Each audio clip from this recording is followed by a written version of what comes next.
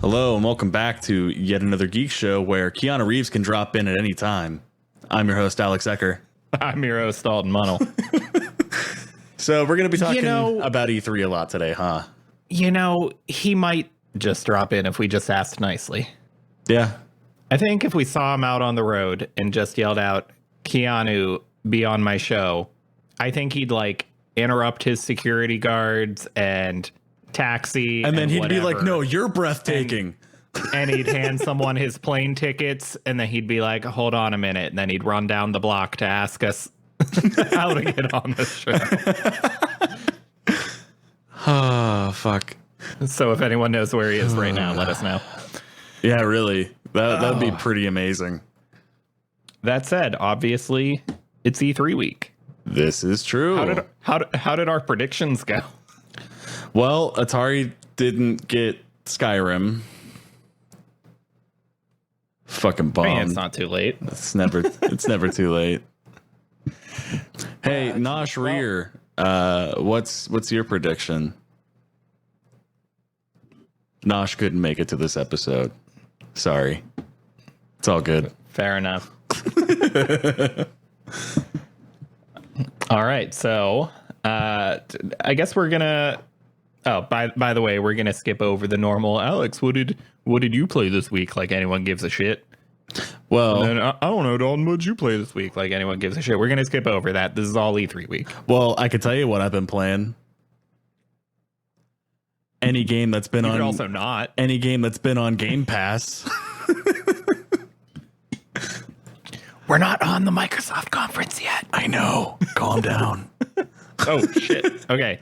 All Edit right. that. That was awful. Or do I edit that? You edit that.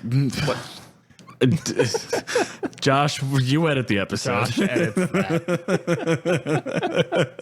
All right. So what was it We're on? posting tomorrow, opposed to our normal schedule. Yeah, that's weird. Anyway, all right, thoughts. First conference up. What was it? EA. Do you on give Saturday, a shit? right? So long as they treat the Star Wars game better than they did with most of them, I'll be okay. Because it looked really good. Like, did you see the trailer for that at all? So I'm thrilled to have a new Star Wars game that's not a mobile game. Yeah. Or Battlefront. I'm always going to mix those two up. Yeah. No, it's Battlefront. We don't need both of those franchises at the same time. Yeah. Stop making Battlefield games, guys. And there might be opportunity here for like the story to be good, but to be honest, I watched some of the gameplay they shared and I'm not impressed. Really? It just, I don't know. It gave me the vibe of, I don't know. There just wasn't anything jumping out at me. I was watching the combat happening and I didn't, for no particular reason, I just didn't feel Star Wars excitement. Like when there's a trailer for a new movie out, I'm one of those people that like, I don't cry over it, but I get excited. I get hyped. I start Googling stuff about it. I start asking everyone speculation about it. And I was watching this footage and I just didn't care. Although maybe, I mean, I got pretty hyped up when he was climbing the AT-AT. So is it AT-AT or AT-AT? You're the Star Wars expert here. I'm not getting in on that one. Fair. But it's AT-AT. Maybe some of it's just that, like, other than Lego Star Wars, I've never played a Star Wars game, and so I'm not really invested in those. I liked the ones with Starkiller in it. I played both of them. Like, I watch all the movies, I read comics, I read novels, but like I haven't watched the animated shows and I haven't played any of the video games except for Lego Star Wars, which I am on my third playthrough of. And go check out yet another Let's Play on YouTube. Yeah, that's actually, if you give me just a sec, I have a notebook because I've been keeping our release dates. Lego Star Wars starts next week. Nice. On Friday. Nice. So subscribe and look out for that next week. Toy. Yeah, that said, do you care about any of these other things EA shared? Let's see here. I don't. Sims 4 is still getting expansions. Fucking Apex. Why is that a thing? It's just, what is it, like Fortnite? I'm ignorant as shit when it comes to Fortnite and Apex, and I've been hearing, oh, they're so good. And I'm like, no, I don't care. I'm not a big fan of online battling. I'm not into this games as a service thing that I think that falls under. Yeah. The Sims 4, though, I have no opinions on. I'm just fascinated that it still gets. Yeah. I feel like that game's been out a while. I'm surprised we're on the 4th main title. I feel like we should be talking about 5 at this point because it's been a while. But then again, maybe if any listeners are long time followers Sims of players. the Sims franchise, maybe they have feedback here. But I wonder if they have to have these large gaps because if you've been following the game since approximately when it released, and if you've bought most of the, I don't want to call them DLC because Sims and expansions predate the use of that term. These are expansions. Okay. But if you've been buying most of those, you probably get pretty mad if a new main title comes out like a year or two after you've bought an expansion. Yeah, that makes sense. And then that new main title is missing half the shit you already have because it isn't full of expansions yet. Yeah, no, I could totally see that. If they made some of the expansions just cross over, like, you know, if they're putting it into like a new engine or have new things that are just, you might as well, instead of having like a 30 gig update to the game, you might as well just make a new game. You know what I mean? As long as they were able to make those expansions kind of like hop over, it would make sense to keep the franchise going. But if you're doing that, then you'd have to make sure that those expansions jump into a new engine if you're doing that. And so. I guess the problem there would be that would reveal, like if you did something like, I don't know what the expansions are like nowadays, but if there's a island vacation expansion and then they put out Sims 5 and they provide you either for free or heavy discount a Sims 5 island vacation expansion, that kind of reveals that content was already done and it's not actually an expansion. Right. That means they ripped it out of the game to sell to you rather than being an expansion. Fair enough. Yeah. In any case, let's move on to Microsoft because that was more interesting. Well, I have a rant because I just seen the last game on this list, and that was FIFA 20. Okay. I used to be a guy that was, I don't get sports games. Why don't you just go out and play them? And then I realized how stupidly ignorant I was because, you know, some people don't have the fortune to be able to walk and do sports. But aren't these games full of microtransactions too?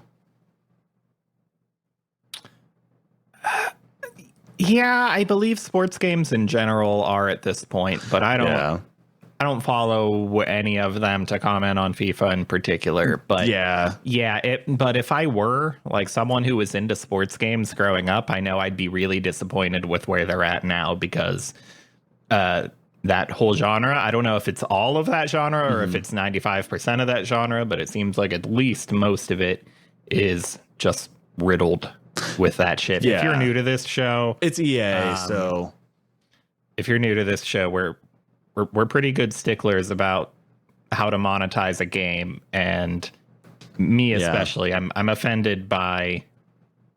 easily offended by perceiving a game to, I know ultimately they exist to make money. Yeah. But when the money making starts heavily overriding the art itself, like there's a threshold. Yeah, like wasn't it like Street Fighter did it right, where they actually had like branding that you could put on the character's clothing and it would do something for you personally, or you could just take it off entirely. Oh, I'm more strict than you are. I'm severely offended by that. Seriously, I find that to be a really egregious example. Wow. Because we're getting off of V3 here, but and I think this occurred before we started doing this show, so I didn't have this opportunity. But to me, even though I saw people forgive it because they're like, oh, but they're rewarding you for looking at these ads. They're not forcing you to buy anything. They're rewarding you for looking at these optional things. Right. I don't know if what you got out of that was a pay to win thing or if you just got cosmetics out of it. I don't know what that currency gave you that you got for looking at those ads. Right. But in any case, if you play these games and you want these things in this game, they're still encouraging you to look at these ads. And the thing that makes it worse than most instances, even though you're paying with your eyeballs on some ads instead of with cash. Mm-hmm. The thing that bothers me is that not the most blatant example of compromising the art of the game for the monetization? Because they're literally slapping it on the art of the game. Yeah. They're literally slapping it on the character models and the arenas, but that sort of thing. To be fair, at least if you're playing like a NASCAR game or something, it makes sense because their cars are loaded. The signs around. Mm-hmm. Yeah, like the branding on the racers and the vehicles, and then in pretty much any sport, the like signs and billboards around the arena. Right. At least that's imitating realism. Mm-hmm. And at that point, they may as well make it a paid promo kind of thing. Hey, we need billboards in here. It may as well be something real. Let someone pay us to do it. Yeah, that's fair. At least that's just mimicking realism. But this is, let's literally slap ads for I think it was ads for like a DLC or some tournament or something. But it was literally, let's slap ads into the game itself. I mean, I look at it as do you know if this particular Street Fighter was like a full priced, like $60 game? It was. Oh, well, then it's bullshit. Never mind. Forget what I said. Because if it was like a, at the most $25 game and they were like, hey, you can get free stuff for it because, I mean, let's be fair. You realize at some point there is a price entry for a game without ads. Mm-hmm. And if you're paying $25 for a game, you're probably going to see something where it's like, hey, buy shit, buy this, buy that. Yeah. But yeah, I will say I'm more lenient on the monetization if it's a free or cheap game. Yeah. All right. That said, let's get off this. That's a little beyond E3 right now. Let's get down off the train. Microsoft. Let's get down onto Microsoft. Oh, boy. 60 games they announced. We're going to get to Game Pass, maybe the new console if you have anything to say about it, the streaming. Mm-hmm. But first, let's glance at this list of games. Yeah. And just kind of call out what you care about. Shall I start? Okay. Well, firstly, you are hyping this 60 games thing. And it is cool. It's exciting that so much was shown, but I don't want to give Microsoft credit for 60 games because that's not 60 games Microsoft made or was involved in. That's 60 games that they showed off during their conference. Right. Well, okay. Plenty of these are not Microsoft games. That's very fair. Okay, I'm going to call out some of the ones that I'm really excited for. Ori and the Will of the Wisps. Minecraft Dungeons, actually. The Star Wars game, of course, but Blair Witch. Well, let's discuss them before you breeze through. All right. Ori and the Will of the Wisps. I haven't played the first one, but because of Game Pass, I'm able to play it now for like $5 a month. So yeah, nice. So all three of us, including Josh, who is missing, Josh has played this whole thing. You and I have started it, but not finished it. At some point, I haven't started it. You can expect. So. Oh, okay. Yeah, I'm excited to though. Okay. Yeah. That's going to be a spotlight episode you can watch out for at some point. Not putting a date on that. We have a million things to spotlight, but before this sequel comes out, maybe we'll perfectly time it to this sequel. Maybe. That said, Outer Worlds. It looked good, but it felt like it would be every other game of its style. Wasn't that the one about space? It shares a heavy resemblance to Borderlands and Fallout. Okay. Fallout makes sense because this is Obsidian, right? The people behind New Vegas, who have a really good reputation among this genre. So some of my hype is... Yep, it is Obsidian. Some of my hype here is kind of bandwagon hype because I haven't played a ton of Obsidian games, but I know they have a great reputation. I dig the art style here. I dig what I've played of Fallout games. Did Obsidian do the Stick of Truth? Shit. I thought, wait, isn't 2K usually involved with Obsidian games? Maybe you're right there. Because that's why this ended up being... that's why this ended up being a not quite Epic exclusive, in that there's a weird loophole where Microsoft bought out Obsidian after this arrangement was made for it to be an Epic exclusive, so it's also going on the Microsoft Store. So this is going to be my first Microsoft Store purchase. Mine was Gears 4, so, you know.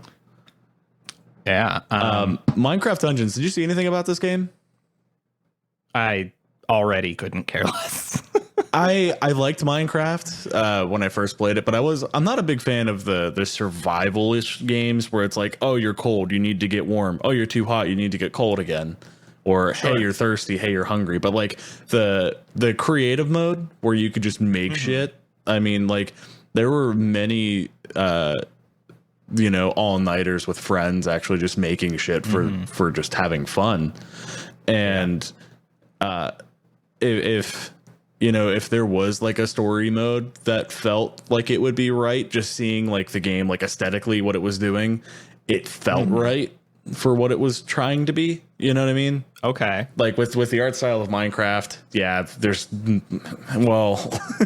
there's not going to be much. I missed the trailer for this completely. Is there, like, what is this? It's not exactly a top-down game, but it's like that weird like angled top-down where you see an environment. Is it an adventure game, like a hack and slash kind of thing? Sorta. It looks like dungeon crawler. Yeah, more or less. Oh, okay. It looks like it'd be a lot of fun with some friends. Okay. Which kind of made me excited. Oh, and then there was Outlast 3. Sorry, I mean Blair Witch.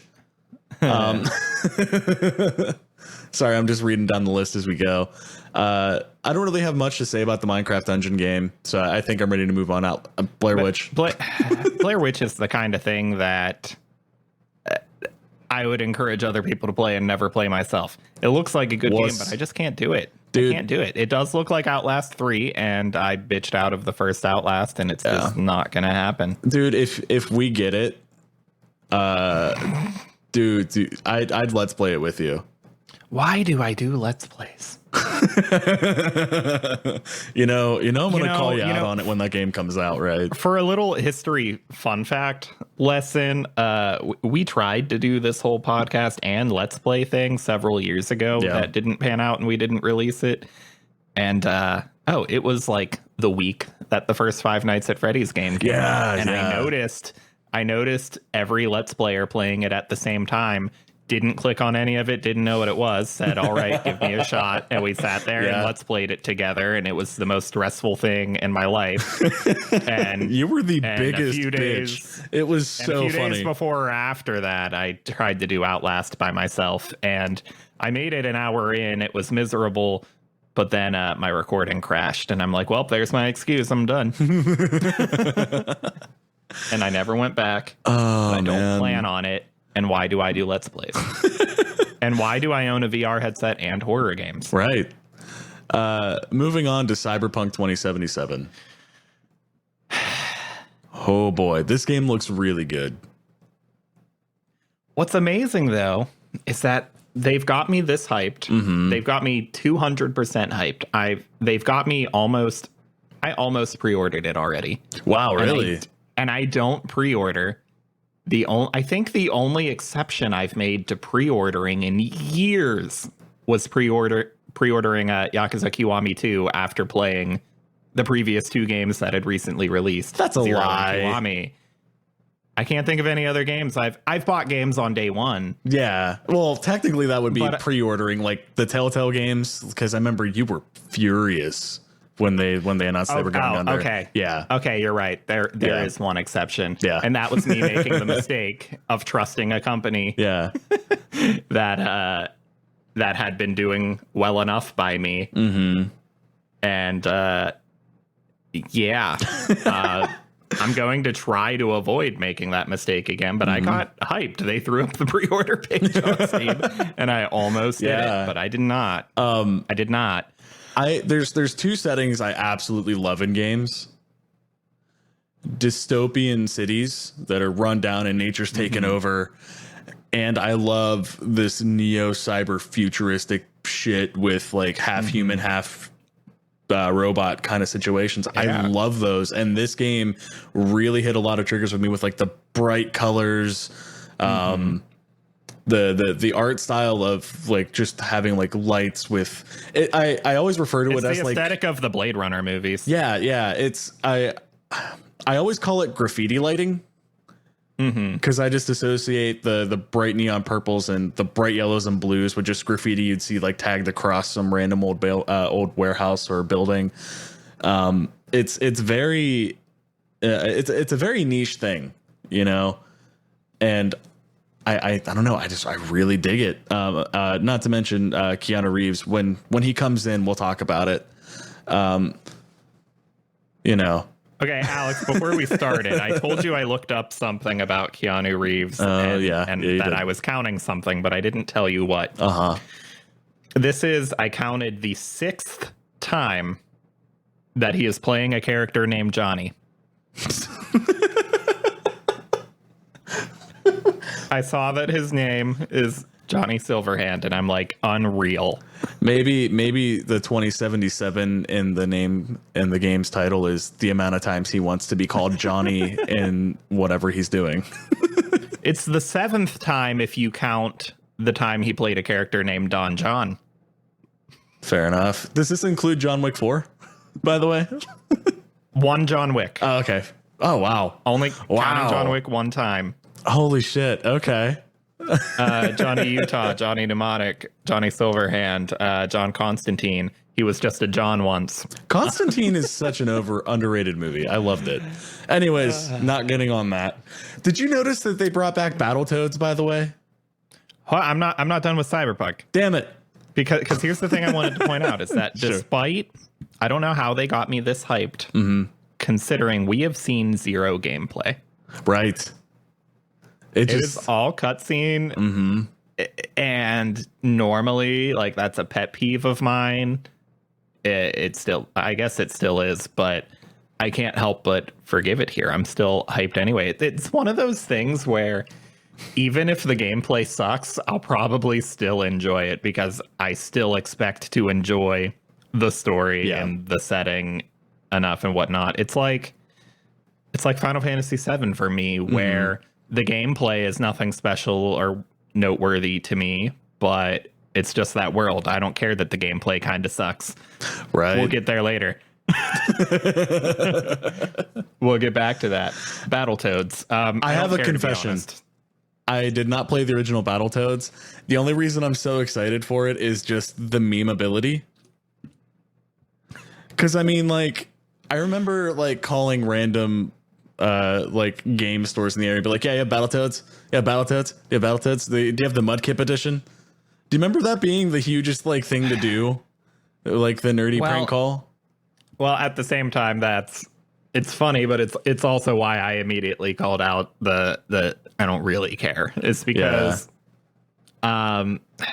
sorry to the handful of people that did actually love this game as a kid, but and I mean, granted, this is easy for me to say as someone with no nostalgia for it, but I don't get the impression that this is truly like something with a heavy cultural impact. Like, it's ultimately a meme. Like, I did know of the game in my youth, and I did know people that played it, but outside of that meme, I've never had a friend say, hey, let's play Battletoads. I really loved that game growing up. It was a difficult game. Like, I've seen enough gameplay of it. Everyone's, at least, like, if you're listening to this podcast, you know about the one level where you have to dodge the walls and drive super fucking fast at the same time. It's which they did show off that particular level in the trailer when we seen it. It was like a 3D'd version of it, and that makes me nervous. I also just don't really care for the art style here. I don't find it nice to look at. They're doing the thing they did with Mega Man when it came to the 3D world, where they tried making it 2D, where it looks like they're going to try and make it 2D and 3D at the same time, and it just doesn't work. You can have 3D graphics but still have 2D platforming. You know what I mean? It's just Sure. It's one or the other. It usually doesn't work well when it's both. Yeah. All right, moving down to the next thing that catches my attention. Psychonauts 2 looked good. I'm not really familiar with this franchise. Really? All I know is that it was a legendary game, and I've heard nothing but praise. I believe my wife played it, and she loved it, and she went nuts when she seen that they were doing it. I think I actually have the first game on Steam because I might have saw it hit $2 or $3, and I know the reputation, but I don't know a thing about it. Moving on from that, because I don't have much to say. Lego Star Wars. Yes, I remember. Skywalker Saga. Did you see any of it? I did, and it looked really good. Okay, like really good. Firstly, okay, this isn't a praise or a criticism here, just a weird observation. That it's the fourth Lego Star Wars game showing all of them over again.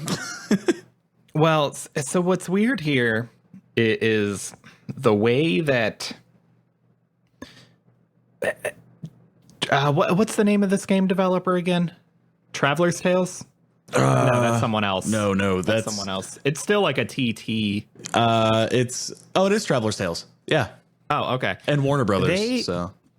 Okay, they approach games. They'll do a weird thing where they'll adapt movies without any consideration as to what's going to happen to future releases. And so for instance, they do The Lord of the Rings. It's one game, all 3 movies. Yeah. Then they decide they want to do Lego The Hobbit, but not all 3 movies are out yet. Right. So the third movie gets treated as DLC soon to come, and then the movies sucked. Yeah. And they never did that last movie. Right. And then they awkwardly they did Lego Indiana Jones shortly before the 4th movie came out. Without consideration for what do we do when this 4th movie comes out. So their very following game, the next year, was a game about all 4 movies. Right. They did this do-over of the first 3 movies the following year because they didn't look ahead and say what happens when this new movie comes out. So I think Lego here, Star Wars is going to be their cash cow because they know the last episode's coming. But so what's weird here is they did the original trilogy, and then they did the prequel trilogy. Right. And then they did some Clone Wars stuff, and I've never played that or watched the Clone Wars, and I don't think it managed to cover that whole series. They did that game before that series was over, I believe. Technically, they still make that show. There's still more of the Clone Wars coming. Right. So it's like this weirdly incomplete thing unless they go back and make a Clone Wars 2. Okay. And then they did Lego Star Wars Episode 7. One movie. Right. To a game. Instead of looking forward and saying, let's wait until there's a trilogy. So now it's just this really odd, weird collection of games where here's a trilogy, here's half a TV show, here's one movie. Right. And now we have here's the complete saga where we redo the first 7 movies and then do 2 more. Well, see, here's the thing that's really interesting to me is it's called the Skywalker Saga. Is it specifically like just following most of what we know instead of like the side movies like Solo's movie or the Skywalker Saga means episodes 1 through 9. Okay. So does that mean that there's another saga coming like in the future? Like, is there going to be more like Star Wars movies?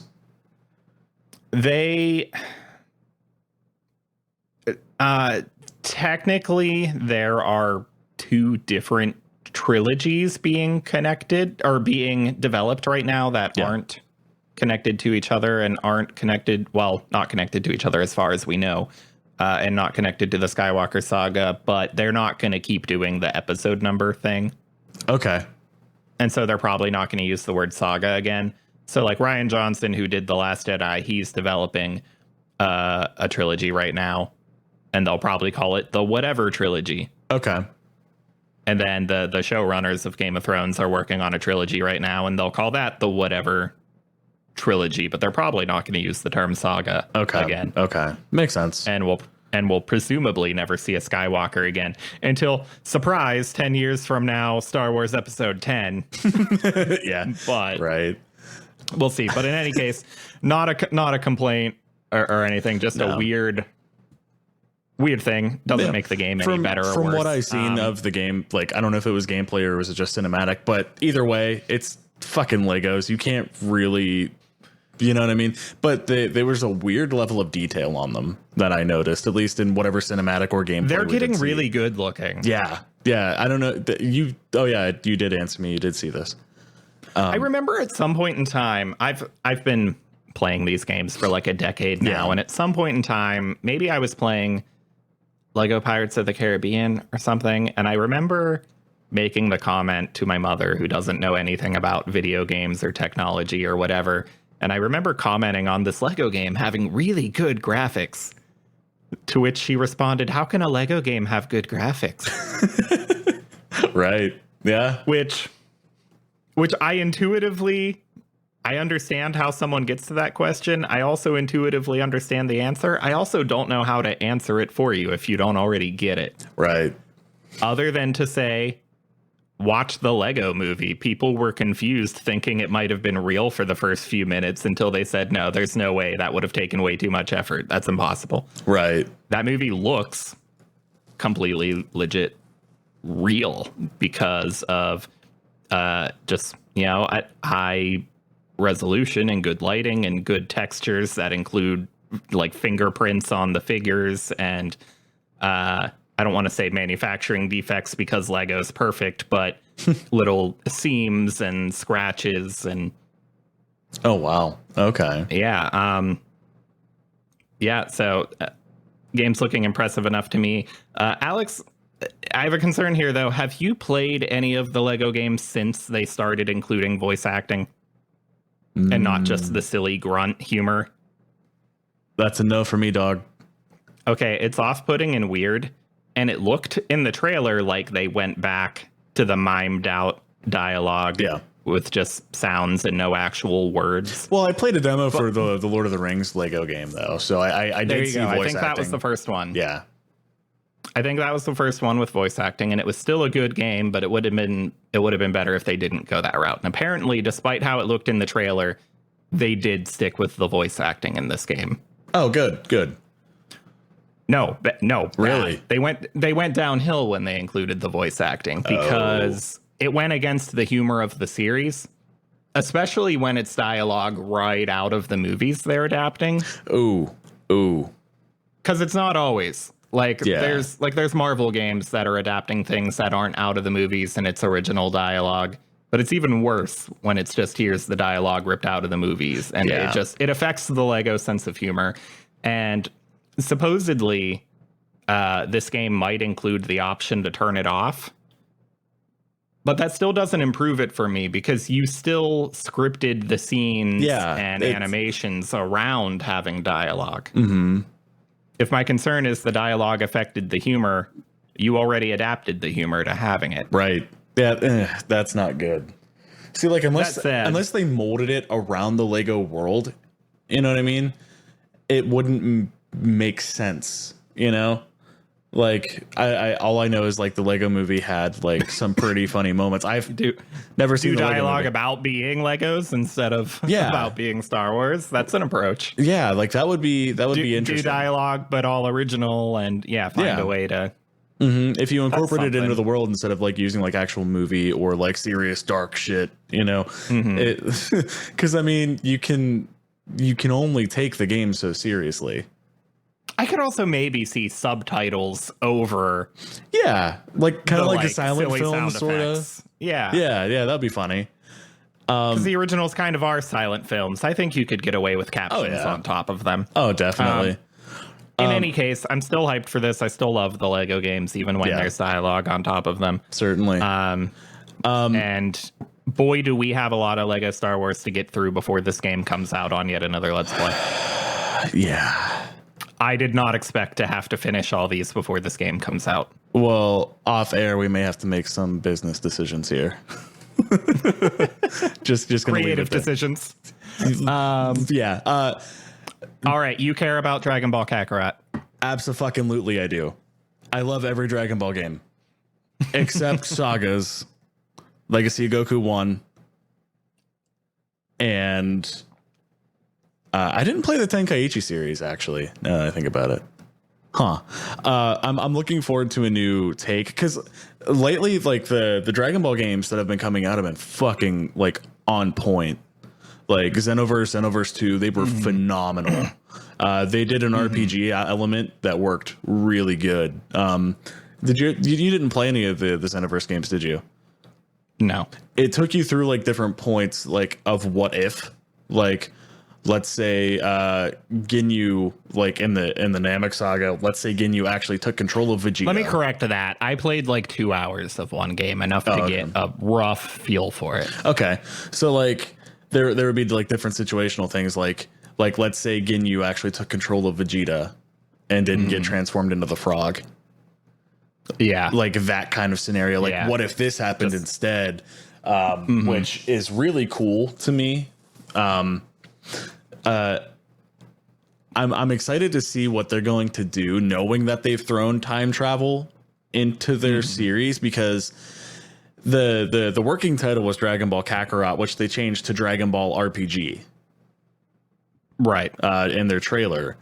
And I don't know if they're going to have other way around. I swear I seen it say Dragon Ball. Other way around. They've been calling it RPG for ages, and then officially named it Kakarot. In the announcement. Okay. Yeah. Which something that's interesting to point, if they did do that, they're calling Goku by his Saiyan name. Mm-hmm.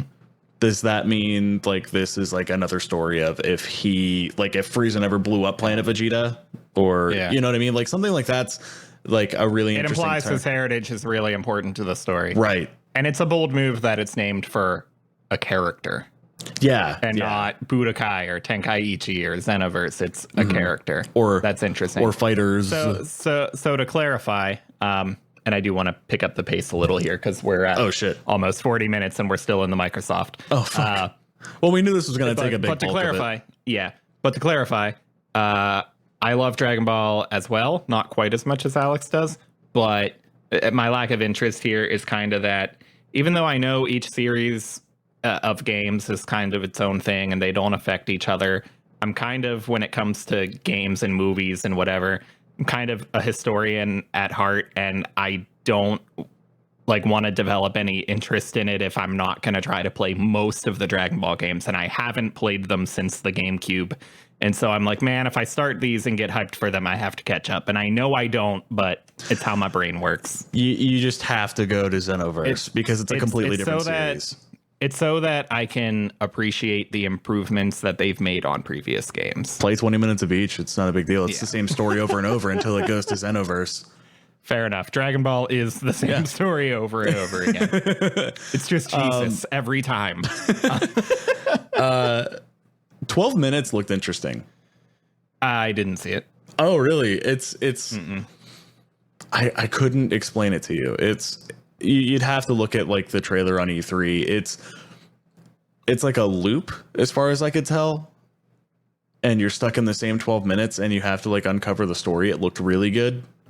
I don't have much to say about it other than boy, I'll look it up, but that wasn't compelling at all. Moving on to the thing I'm the most excited about, Gears Pop. This looks incredible. Everyone should be absolutely thrilled. Gears 5. That Gears 5, man. I'm honestly, did you see anything for Elden Ring? Yeah, are you skipping past Gears 5? I have a lot to say, but if I did, it'd be spoiling the ending of 4. Okay. How about Which they kind of did in the trailer a little bit. How about this? I've never gotten myself into Gears. You have 20 seconds to sell me on it. You have guns with chainsaws. You shoot a bunch of shit, and they can eat shit and die for all they care. And there's toast. It's aliens from underground. They emerge from up underneath the earth, and you have to fight them to save humanity. And then, all right, you had me at toast. Compelling. Yeah. Moving on. Who wants toast? That's an actual Easter egg in Gears 2, by the way. You shoot a pillar and there's a toaster underneath of it, and they argue about who wants toast. All right, Xbox Elite Controller 2. I don't make enough money to spend this much on a controller, but it looks cool. Elden Ring, From Software and George R.R. Martin. Who the fuck else do you need? I'm sold. Exactly. I'm sold. This leaked a few days before the actual announcement. Yeah. And it's a mix between hype at this combination and just knowing that From Software is working on something right now and having a tangible thing to get hyped about.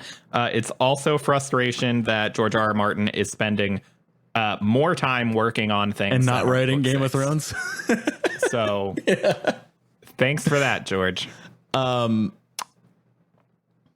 Borderlands 3, we've talked about already before in previous Borderlands episodes. 3. I have no hype until the 6-month Epic exclusivity is over. Right. Thanks. Borderlands 2, Lilith and the Fight for the Sanctuary. We actually have that downloading right now as we're talking.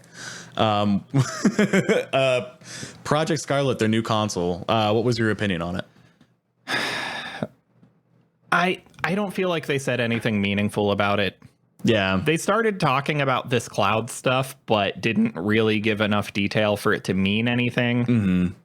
I don't get it. They described, oh, your Xbox is its own personal server, but okay, wasn't like the PS4 already served video, and did the Xbox One? I don't know. I don't know. The PS4 went as far as to have a share button on the controller. It could already stream video. Why is this a big marketing point? I guess I don't know what that means. Yeah. Maybe that means handing over the gameplay online. Could the PS4 do that? No, I don't think so. When you're like sharing your video to a friend, could you say, here, you take over? No, I don't think so.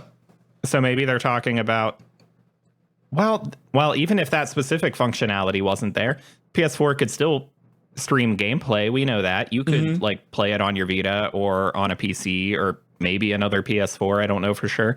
So that's not new, exciting technology at all. I don't understand. Let's move on to Bethesda. Unless you want to. Oh, and I just want to call out the horse shit that is the way they were talking about SSDs and the way PlayStation's been talking about SSDs. They're throwing out terms like 40% performance improvements, which may be accurate in terms of Load like screens. an SSD is this much faster than a hard drive, but you're talking to people that don't actually know what that means, and you're tricking them into thinking that your new console is 40 times more powerful. Yeah. Well, it's like how Sega did blast processing. They're also describing that as like this new revolutionary technology that I've had in my PC for 5 years. Right. That you've been able to put in your current gen consoles if you wanted to anyway. Right. Like they didn't come with them, but you could buy an SSD and use them with your consoles. So right. Yeah, exactly. I feel like they're being misleading there. There's not really enough to talk about here. Oh, other than the full backwards compatibility. That's something that really has my attention. Yeah, that's cool. Big props for that. Yeah. Which I'm kind of excited because it'll be the first console in how many years? Over a decade to actually do backwards compatibility. Except if you don't look at like all the way. Yeah, like if you don't count the PlayStation 3's ability to do PlayStation 1 games. And temporarily they did PS2 for like a year. Yeah. And all they just didn't want to program that one fucking chip in it. Yeah, it was weird. As a PC gamer that was pretty strict about no consoles until buying a Switch this year for the convenience of the portability and just loving Nintendo's games way too much. Microsoft is doing a lot to make me really like them as a company. Yeah, this is easy E3 to say panel. now that they're catering to me as a PC gamer. I guess it's real easy and biased for me to say that. Mm-hmm. But I love this approach now of screw it, let's just get all the games everywhere we possibly can. Yeah. It's no longer about selling hardware based on paying money to play keep away anymore. Right.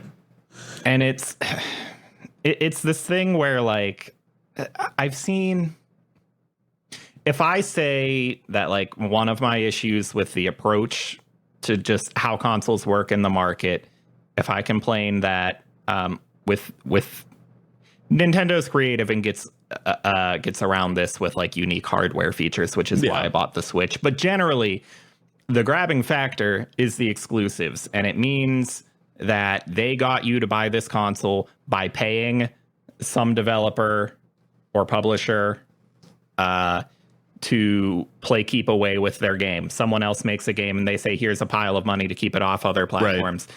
And I've seen people say that, oh, it's okay if it's their own games, right? Like they own a developer and then they pay them to do that. And okay, I guess that's better. You are making a game and simply choosing to only release it on your own platform rather than someone paying you to play keep away with it. But it's still technically possible. If I'm Nintendo and I pay the developers I own to make games, it is still possible for me to say, go ahead and make it for PC too and give me all the profit. Yeah. But ultimately, you're trying to get people into your platform so that you can make all your money off other people's games when people buy games for your platform. Yeah. And that's always going to feel a little fucky to me. It is what it is. But I really like what Xbox is doing here, to the point where I'm kind of surprised they're talking about a new console, honestly, when it feels more like they just want to be like a software platform, I guess. Yeah, fair enough. They're like trying to get their games onto like Nintendo and not just like PC, but other Stormfronts. Stormfront. That's a book I read. Other storefronts, like they're selling their stuff on Steam. I think they're talking about selling it on more than that. And just now they're talking about all this cloud streaming and whatever. And anyway, Game Pass, one of the things they've got me excited about. That's really cool. The service that I know use. All these games, as far as I remember them saying, all the games that they announced are going to be on Game Pass. They have the Game Pass PC beta, which is what I'm using now, because they had like a bundled version of it, like the Game Pass Ultimate, where you could get all these games on console and PC anywhere, basically, for like $15 a month. Oh, and you'd get Xbox Gold. My wife, she bought her own Ultimate, so that way, because she was already paying $10 a month for Gold. And she figured, an extra $5, that way I could play all these games anyways, is fairly evened out. Whereas I only pay for the PC version. It's like $5 a month, because I barely play Xbox ever. Like the two consoles I use. So this is kind of an example of taking a business practice I've always had issues with and turning it on its head into a better thing, where like this concept of paying to be online with a console has always bothered me, because unless you're subscribing to an MMO, you've never had to do this on a PC, because companies know they're not going to get away with doing that to PC gamers because they have other places to go. Right. Console manufacturers have you in a walled garden. They know you have no other choice, and you're going to pay down that money to be online if you want to be online, because you don't have an alternative. And then they like sweeten the deal and make it feel a little better by, at some point in time, they started including games with it. Right. Subscribe to our online service, get games with it. Yeah. And like people kind of defended that, and like I guess it's better, but at the same time I'm like, yeah, but I could go on Humble Bundle every month on PC and put that money into their bundle, or if I'm not interested in the games they're selling that month or that week or whatever, I can just not give them that money and still be online. Right. And have the choice. So they're taking this thing I didn't like, and then they're saying, screw it, let's develop this whole subscription every month or year for games. Let's develop this into a bigger, more worthwhile service. And maybe it's been worthwhile on Xbox for a while. I don't know. But what they're offering on PC now looks like a really good deal to me. If it weren't for the problem that all the not upcoming games, but all the existing games that are on it that I care about, I already own. So I got to work through a massive backlog of games before I can justify the very reasonable price of Game Pass. But bravo, Microsoft. I'll tell you what, though.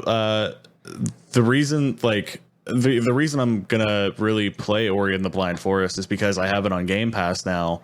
Because I believe you have it on Steam, but it's one of those games where I don't want to feel pressured to try and beat. You know what I mean? Like, I don't want to have to be like, okay, I have 20 minutes to play this game before Dalton gets home from work, you know? Right. So that's what's nice about it is I can take my time with it. I'm checking out The Messenger, which honestly is in my top 10 like indie games. Like, it's really cool. It's really good. Cool. And then I'm checking out Marvel vs. Capcom Infinite and Sea of Thieves, hopefully this weekend, because my wife plays it, and we're going to see if we can cross-play together. So that'll be something fun we can do together. Yeah, just the general direction of the company now, where it's like let's put every game we develop on Xbox and PC. Yeah. Let's include cross-play as often as possible. We're coming to that singularity really sort chill of thing. Stuff. You know? I'm really down with this. Absolutely. This would have never happened had Microsoft not lost this generation so catastrophically. Yeah. They lost this generation so badly that they're like, you know what? Screw it. Let's just be the most consumer friendly we could possibly be as a console manufacturer. Yeah. And whatever got us here, I'm stoked for it.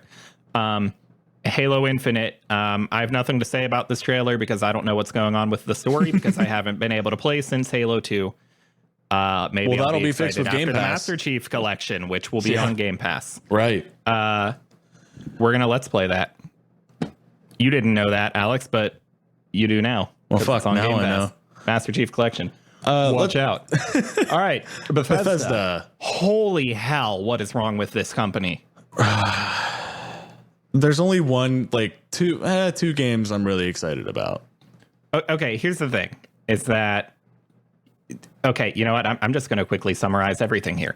Elder Scrolls Blade Switch. I don't care. That game is dreadful. And why is this... It may make me play it again because it's coming on the console. Motion controls seem neat, but that's it. So when they announced this game last year, they said that they're putting it on every platform possible, including like VR headsets. And that was enough to get me excited because I was intrigued by the idea that there's a game that if I got enveloped in this world and cared about it and wanted to spend a lot of time there, it could be divided between, I'm out in public and on my phone and I'm sitting on the recliner watching YouTube and also want to play this mindlessly on my Switch. And I'm playing at my PC and want to appreciate the graphics. And I'm in VR and want to appreciate that. That was thrilling to me. But at the end of the day, I should have realized this is a shitty mobile microtransaction festered piece of shit mobile game, and it still is. And Fallout 76 Year 2, can we move on to that? This was their way of saying I'm sorry. They made a big deal out of improving a catastrophic failure. Yeah. It is too late to get me excited for this, Bethesda. What are you doing? Moving on. Ghostwire Tokyo. It looks really fucking good. I'm intrigued. I'm excited. I am excited here. I love Japanese horror. Like, that's one of my favorite things, and this looks so good. How about that girl that announced it? Oh, she was adorable. That was incredibly adorable. I forget her first name. Something Nakamura. Yeah.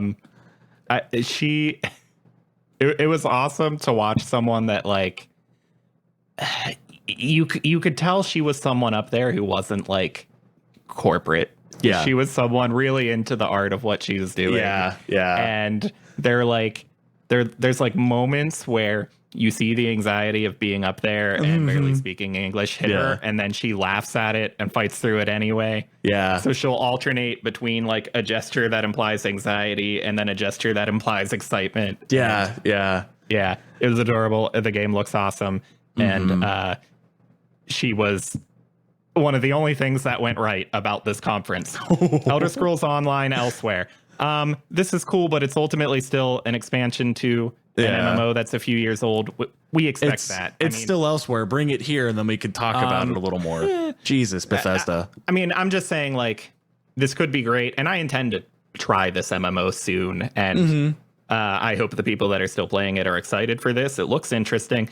I'm just saying, not a big deal, because it's not a new game announcement. It's an expansion to something you've already been loving. Didn't you say off air to me that you got Elder Scrolls Online? Yeah, I own it. And I don't know if it came with a trial or if it's still subscription based at all. But in any case, I own it. I'm going to jump into it eventually. Okay. We're reading like a list of order of events, basically. And like you see all this epic shit with dragons and like Japanese horror and fucking nuclear fallout. And then you get Commander Keen right after. What did they do to my boy? Look what they did to my boy. They were proud of this shit. It cracks me up because if they would have started with this evidence, like that would have been fine, you know. But like, you want to with anything you do. This was evidence that there were no real people in the audience for Bethesda. Yeah, that's the thing. Like this showed us that Bethesda. We've really been waiting for something, like a few things, and they touched on those topics. But like, if you're gonna open up and start shit. Start with the game that's going to be like a small mobile-y game, and then go to Blades, and then do all this epic looking shit after. You know what I mean? Like the presentation was just like sloppily put together, in my opinion. Like I was watching it as it was unfolding, and I'm like, oh sweet, like we're seeing all this cool imagery, and then fucking Commander Keen. And it's like, what? Well, the real shame here is that, like, I don't know if you're familiar with the franchise at all, Alex, but Commander Keen is a franchise that was once loved, but has been dead since, I think, the early 90s. And this is how they finally returned to it. And that's why I say, look what they did to my boy. Yeah. No, I'm familiar. They resurrect the loved predecessor to Wolfenstein and Doom and handed us this fucking garbage. Yeah. And... I was excited when they brought it in. Them here? Like I was excited when they brought it in. I'm like, oh, cool. You know, we're seeing something from a while back, and then they started showing gameplay, and I'm like, are you fucking kidding me? This looks boring and stupid now. You know what I mean? And it's just more mobile shit that no one's gonna care about in like 3 weeks after it launches. You know, it's frustrating because to some extent I know that this is really about revealing stuff to like shareholders, and at the end of the day it's a corporate thing. Look what we're doing to make money, and it's not ultimately about us sitting at home on YouTube waiting for game announcements, right? But it's frustrating that like the people playing your dumb garbage mobile games, not a big overlap with the people watching E3. Yeah So this is frustrating because I just don't care. Rage 2 DLC, whatever, it's DLC. I don't care for it. I'm not playing. No further comment. The Wolfenstein games, they look super cool. I'm excited. But also they've been in my wish list for months. These are announcements from last year. So yeah, it's nothing exciting. It's just footage of something we were already excited about. Whatever. Deathloop, I don't remember. I'm not sold on it. It could be good. It could be bad. I don't know. I didn't see enough to get a good feel on it. I'll keep paying attention to it, but I'm not hyped. Doom Eternal looked good. Looks incredible. Yeah. It was definitely the right thing to go out on. Yes. But again, this is footage of something we knew about last year. And I mean, it's Doom. They figured out like the best possible formula for Doom with the last game. And then I said during our like speculation, I just want to see some Doom Eternal, and I want it to look like the last game, but a little bit more. And I'm getting that, and that's cool. Ultimately, though, not really hype building because it's. So here's the pattern. Look back at this list, and other than Ghostwire Tokyo, which I'm excited for now, everything here is either really good footage of something we already knew about, or it's an expansion to something we already had. Right. Or it's a shitty new mobile game. Right. Bethesda, they looked real good at their last E3, but this one wasn't so good. Yeah. I mean, so last year, like they announced Elder Scrolls 6, But like they were already having a good year last year. Maybe they should have not done that and then announced it this year. Right. And then they barely touched on their new IP. Oh, Starfield. Starfield. Yeah, which I would think by now they have something to show us there. Yeah, I knew they wouldn't have any Elder Scrolls 6 to show us, but I would have expected some of that by now. They fucking name dropped it, and that was it. Like, they don't tell us anything except a name and like a 2-second quick, like, oh, here it is. Yeah. Great work, Bethesda. Moving on. The PC gaming show. I missed. Did I miss any of this? Okay, I don't care about any of this, but I have to call out Shenmue 3.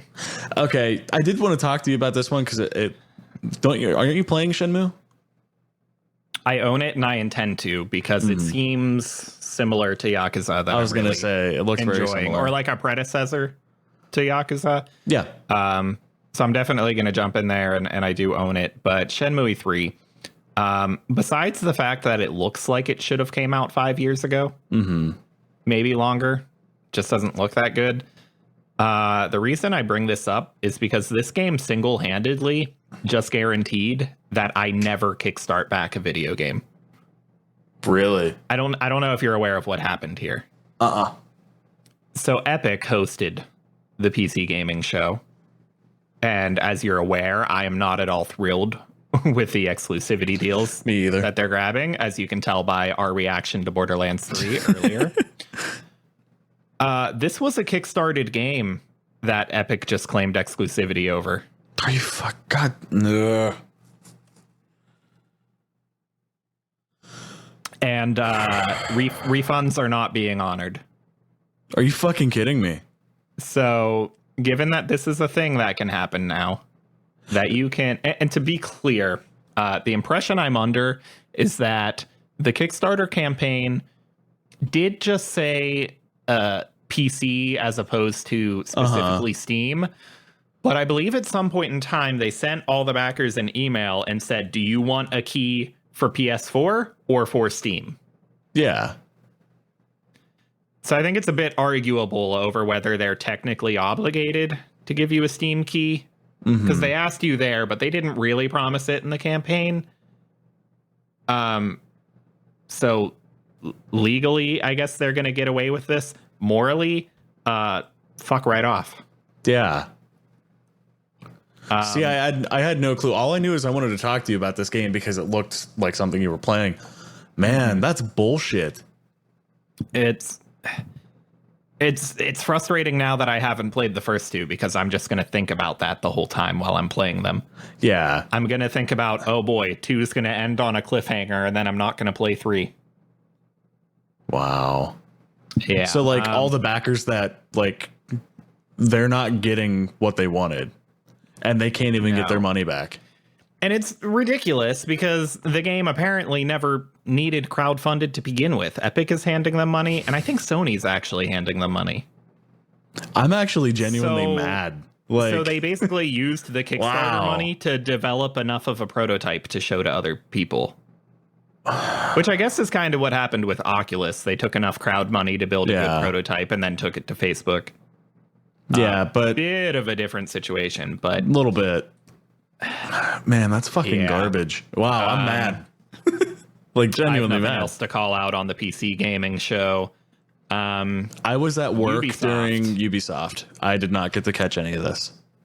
Okay, I didn't actively watch it because I don't care about any of these franchises. I just want to point out that Just Dance is still being made for the Wii. Seriously? The Wii from 2006? 2 Nintendo consoles later? A few years into 2 Nintendo consoles later? I actually don't think it's even coming to the Switch. I think the screen read like PS4, Xbox One, maybe Steam, Wii.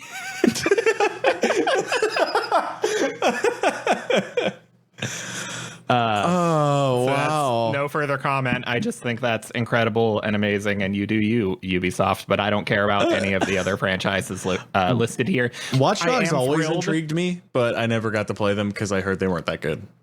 I am thrilled that they didn't shove an Assassin's Creed in here for this year. Yes. I'm so glad. Well, one of our episodes, I did a fucking rant about oversaturation. Yeah, it appears that they're going to stick to this every other year thing, and that's super cool because I'm not done with Origins yet, let alone Odyssey. Jesus, they're such big games. Brawlhalla. Oh, that's neat. That was a free game on the Switch. It's on Steam as well. And is it on Steam? Who knows what else? But yeah, Adventure Time expansion there. Or maybe it's a new game. I'm assuming expansion. I don't know. I didn't see that. I didn't watch their show. Square Enix killed it. Video unavailable. Uh-oh. Yeah, Square Enix. Okay, here's my list. Okay. Number 1. Well, let's wrap back to Final Fantasy VII last, because I think we have the most things to say there. So let's skip over that and go back to it. Square Enix is second place in E3 for me. Like, I'm fucking pumped. How do you feel about this Avengers game? Well, that's bottom of the list. Let's damn it move through until we get there. Last Remnant remastered. I'm deeply confused. I'm deeply confused here because that came with the announcement that it was for the Switch, and I think they even released it that night. What's weird is I believe this remaster is already out on PS4. And then they announced that it would later be coming to, I don't know if they just said PC at the time or if they said PC and Switch, but at some point in time, they announced that this was for the PC, and then they pulled the original game from the Steam store. See, The Last Remnant looked really good on its own. Did you ever play it? I did. You made me start like the first hour of it. And so you and I both own it on Steam, and we're not going to lose it because Steam doesn't do that. But they pulled it from the store. Everyone realized, they're going to sell this HD version and they want to, or a remastered version. So they want to pull the old one. But they just dropped this Switch reveal and they didn't put it on Steam at the same time. They didn't say anything about Steam in that announcement. I'm a little worried now that they might not release that remaster and people might just not be able to buy Last Remnant on PC anymore. Right. In which case, that was me double checking to make sure I still had it installed. in which case, frankly, I say pirate it and you're morally in the clear, whatever. Yeah. If they pull, if it's on your platform of choice and then they pull it and then they don't replace it, not going to judge you for it. Yeah. Dragon Quest Builders 2. I never played Builders 1. I heard it was one of a beloved games from my friend. Shout out to Rob. Him and his lady, they both loved it. Rob and I are personally like we play us some Dragon Quest. Like we're big fans of it. So Builders 2, watching that trailer, the gameplay didn't look like anything I'd be into, but I did find the announcer hilarious and dug the style of that. Like if that makes sense. Like I dug the trailer, but I don't think I would care about the game. Yeah. No, that's fair. I do that a lot with E3. I'm still gonna grab the original one for cheap and give it a shot and see. Final Fantasy 14 expansion. Have you played Final Fantasy 14? No. I've played a little bit of it, and this definitely inspired me to jump back into it. Really? Okay. Maybe we can do some Let's Playing stuff over it. Yeah, perhaps. Maybe. We'll talk, it'll be in the works. That. It's complicated. We're making a lot of proclamations right now about our Let's Play stuff. Yeah. I don't know anything about Romancing Saga. I don't either. Or Oninaki. The Final Fantasy VIII remaster. Kim, can you shut the fuck up and let me talk about this for a minute? Cool. Final Fantasy VIII is one of my favorite games in the entire world. I have memories of when I was like 4 or 5 years old and my dad playing it on the PlayStation 1. In fact, there were a lot of nights where I'd be the dumb kid and be like, hey, Dad, can you play this game? And I'll just fall asleep. You know, he'd be like, yeah, sure, fine. Me and him have both logged in hundreds of hours in like single playthroughs of this game. I think the longest run time on his copy was 150 hours. And like mine was like 120. Like I've I love this series. Like, in fact, I have Griever tattooed on me. That was my first tattoo when I was 19. He just thought about showing it to me on camera and forgot this is a podcast and you can't see it. No, I was just holding my arm. But seeing any kind of attention to this game is a fucking win. Like they did the remaster to 9, and I was like, what about 8? You know what I mean? Like it's in my opinion, like nobody ever talks about it. They skip right over it. It's either 8 or 9, and both of those are great games. I never finished 7. I loved 9, but 8, like maybe it's just my nostalgia over it. I still think the story holds up really good. To some extent, it's always going to be nostalgia, but if it's your favorite, it's your favorite. I think most people just, I think most people consider, like from the 3D era on, I think most people call 7, 9, or 10 their favorite, and there's not a lot of people that call 8 their favorite, but it is what it is. If it's your favorite, that's legit. Like 8, 10, 9. I didn't dig 12 too much. Now that I think about it, like it was Most good. people didn't. I for one am thrilled to check this out on my Switch, but I'm buying this for everything, like I've owned PC, it on Switch, you Steam name for it. ages, and now I'd rather play this sort of game on my Switch just because I don't need to play it in 4K, so whatever. But I'm confused about. I could barely tell anything was remastered. You said it looks like they might have replaced the character models, but like, it's not a huge improvement, though. No, it's not, but it's very minor. And so what I'm confused about is they announced this for PC as well. And I'm like, I've had this on Steam for ages. Are you going to try to sell me another copy that is barely improved? Here's the other thing that I loved about 8, though, was the music was phenomenal. It's one of my favorite soundtracks. And I'm wondering if they're doing the music over again for it, too. You know what I mean? I'm wondering, because like if they're doing a remaster, are they doing the music over? Because it looks like they replaced some of the models. I don't think remasters ever really redo the music. Or sometimes I if thought with they're 9 overly... they did. Like they gave you an option of the orchestral or the original soundtrack to have throughout the game. I thought they did that for 9. Or I mean, no, I haven't 10. played. I mean, there could be exceptions. I don't know about. I'm just saying, as a general rule of thumb, they usually don't. Except they might, if because of technical like storage limitations. If audio was too compressed at first, they might have bigger, less compressed versions of the same sound to provide remasters later. Could be something like that, I guess. But generally, they don't redo music in a remaster. Avengers. Okay. I was just looking at the info on here real quick. I thought they said it was summer or fall 19 that we were going to get that remaster.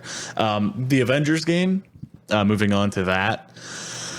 Well, wait, before we even do that, we completely flung over the fact that they're remastering Crystal Chronicles, aren't they? Well, they announced that last year. I think that comes out really shortly. That and the Square Enix music thing, which I've done. That Crystal Chronicles thing isn't a remaster. That's a new game. And then I guess they hadn't announced that it was on more platforms. I think it was announced as a Switch exclusive. And aren't they now saying, isn't it also PlayStation and Android and iOS? I don't know. I missed this whole panel. And if that's all crossplay, that's super cool. Well, I caught it at the tail end because you and I were texting back and forth like in real time as we could. Yeah, Crystal Chronicles is hype. We're gonna play the shit out of that. And then the Square Enix music thing, I don't know. That they announced too. Yeah, which I don't know if technically that had happened days before. I've had that music. I had that music in my Spotify for days before that. Before they announced it. I'm super thrilled it's there though.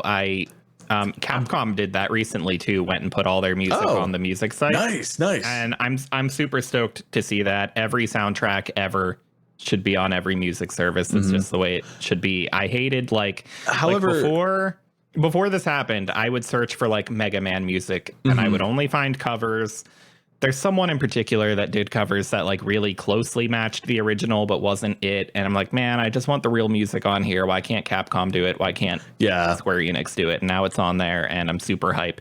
They did a really messy job of putting it there, though. Yeah, like the only tracks I'm finding are from like Final Fantasy Dissidia. Like when I'll hit shuffle, and they're all from Dissidia. Oh, that's weird. They're all on there for sure. Are they all on there for sure? Okay. Yeah. It's more than just main titles too. It's a bunch of spinoffs like Dissidia. Yeah. It's the first movie, which is super strange. Why I'm only seeing like Dissidia when I do it. Maybe I have to like clear out the cache on Spotify and redo it. So here's the weird, messy thing: is that like, okay, when Capcom did this a few months back, all the album titles are in Japanese. It's impossible to find the thing you're looking for. Yeah, that's not a good way to. You have to identify it by the thumbnail, but when you're like looking for Mega Man, all the thumbnails are just a blue collage of anime characters, right, in a tiny little box you can barely see. And when you're driving, that's not a good thing to try and do. Yeah. Now, Square Enix, I don't know if this is better or worse, but a whole bunch of their games, they uploaded 2 copies where the album title on both will be in English, but one will have English song titles and one will have Japanese song titles, and you don't know which one you're getting until you open it. That's good. But then like half the games only have one upload, and the album title is in Japanese, so you can't identify the game except by the thumbnail. Oh, jeez. And so at some point in time, I'm going to sit down and dedicate like 3 hours of my life to picking out all the right ones, and I'm going to put them in a playlist, and I'm going to share that with you. You better. Okay, anyway, this Avengers game. Okay. I'm confused. There's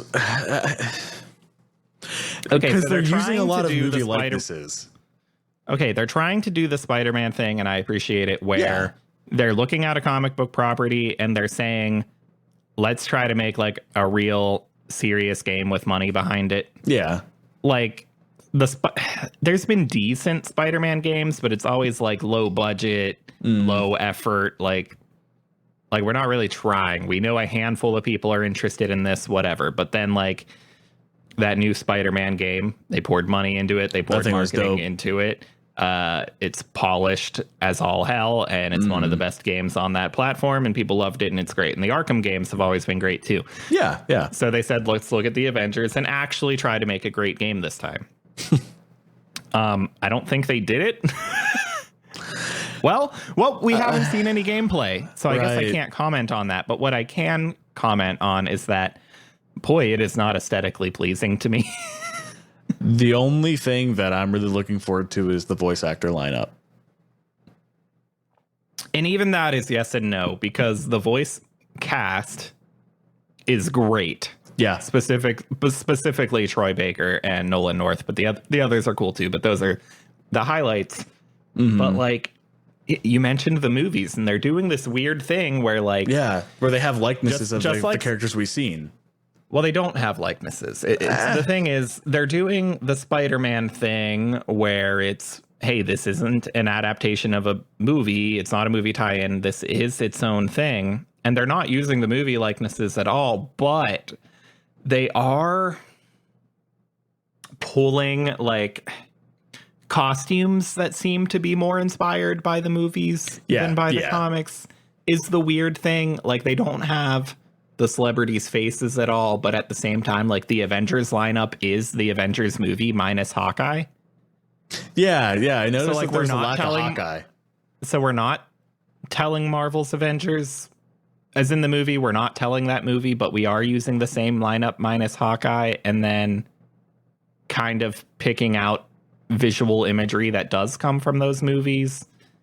And like even seeing like Bruce Banner, like he doesn't have Mark Ruffalo's face. He doesn't have Mark Ruffalo's voice. He's not supposed to be that character, but he does have like a shirt and haircut that is right out of the Avengers. Yeah. Where like it, if I'm recalling this visual out of my head correctly, Like he has like swoopy dark hair and then like a dark purple button up shirt, and like it's a really distinct visual. I remember in a movie that like this game then went and did that outfit. I'm like, that's not even a costume. You just took an outfit out of a movie. And so like the Telltale Games Guardians season did a similar thing where it's like half of this is out of the comic books and it is its own canon, not connected to anything, but also half of this is movie inspiration.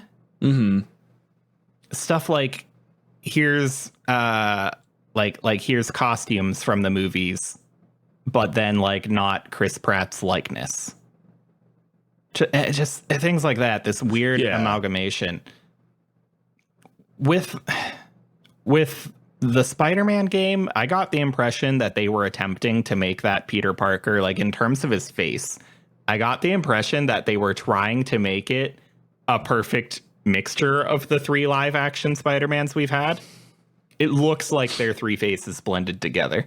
A little bit. And here it's just like, let's take characters that are now beloved for the movies more than the comics, and then not use.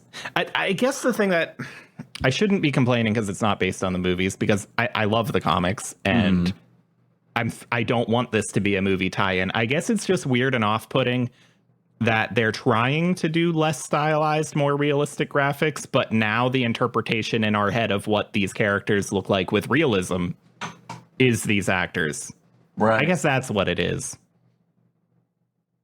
But then there's what's Ultimate Alliance 3, where it's completely stylized, completely cartoony, and I don't care if they imitate the movies or not there, because it's stylized. It's not real while failing to pass my test for what I think they really look like. The story could be interesting. Yeah. Didn't they say it was a completely unique storyline? Yeah, it's completely its own canon, not adapting anything. Again, the voice actors are good. They'll sell the story, and we'll probably get used to the voices not reflecting the movies. I hope. I mean, that's the whole thing about comic book heroes, is adapting them a million different ways. It's kind of one of the luxuries there. So I think we'll get over it. So I guess ultimately we haven't seen any gameplay, and I don't think it visually looks good. It's just not aesthetically pleasing to me. And so I don't really have hype yet. Did this sound like a games as a service game to you? What